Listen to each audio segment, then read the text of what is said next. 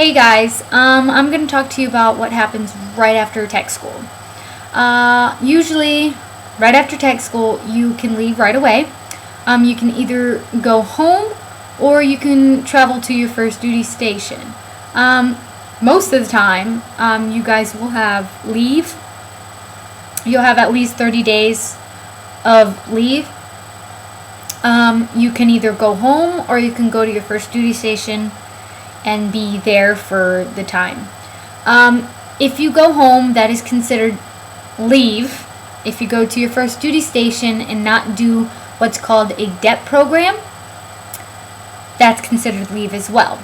Now, if you join a DEP program, the DEP program is what you can do is you can go to your hometown, and for the time being, you can be at a local recruiting office and you can help the recruiters recruit new potential airmen.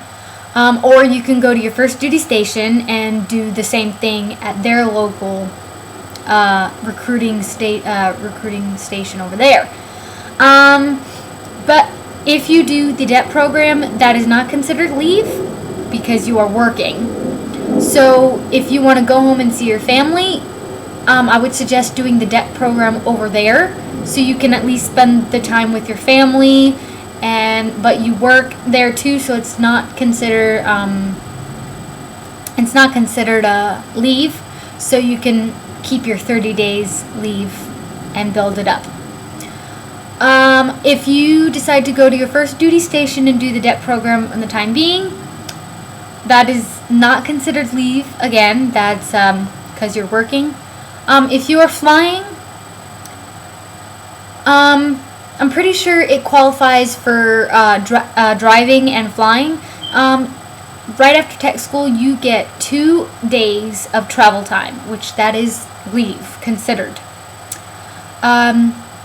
Once you get to where you're going, you have to report to the DEP program over there when you get there, so you can start your program and not take any more days for leave. How to do that? During tech school, you have to get in contact with the recruiting officer in the local area where you're going to be staying at, either at home or at your first duty station. You can do that. They'll send you packets and stuff for you to fill out, so when you get there, you just report and you get started. If you're going to your first duty station and you are married, I would suggest 2 months before you leave, you call the office, the housing office. You get the number to the housing office to the base that you'll be staying at, and get information and put in the application to be on the waiting list for the homes here on base. You call like every 2 to 3 weeks to make sure to see how far are you from on the list. They can reserve a house, or if they have townhouse for you 2 weeks in advance. You call them, you tell them this, and they'll say if they have a house available. You tell them yes, and they'll give you information that you have to print out and sign and fax back over to lock in the lease to your new home. If you are a bachelor, I am not sure about that, but I'm pretty sure you would have to call the housing to make sure to see what's going on over there. You do have the option to stay on base or to stay off base. I would recommend staying on base because you have a lot of things close to, like the BX, or if you're at a naval station, the NEX. That's pretty much it about that. Now, next is CDCs. Every airman has to complete packets called CDCs. They have to do that in order to be qualified in their career department. It all depends on what career path that you have chosen, you get a certain amount of time to complete a packet, and then you have time to study, and then you have to take your test. Now you have to get a certain grade to pass. You have a certain amount of time to study, a certain amount of time to complete your CDC. CDC packets are usually about 40 to 50 pages. Well, my husband's are 40 to 50 pages. They're not very big. But you have 2 chances to pass. If you fail twice, you have 2 options. Well, not really options. 2 things can happen. Either they kick you out of the Air Force, or they put you back in tech school for a new career. If you don't pass that, then you'll probably be discharged from the Air Force.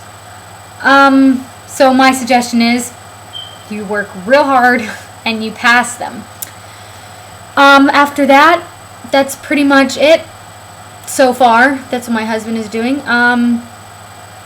If you are interested in ranking up,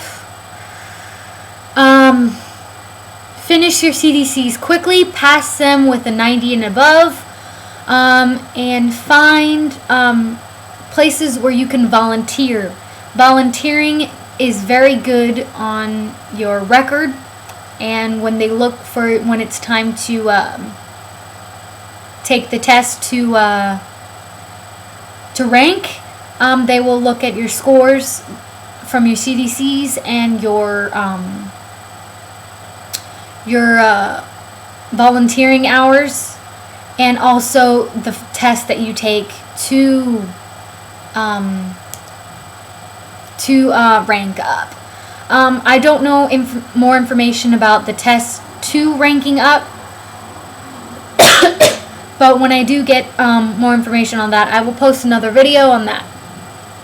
If you have any questions, comments, comment below on any video that you have questions on, and I'll get back to you as soon as I can. If I cannot answer them, my husband will answer them for me. Again, I'm still trying to get my husband to do a video on his experience on basic training, but he has been very busy lately, so we're still trying on that. Well, see ya!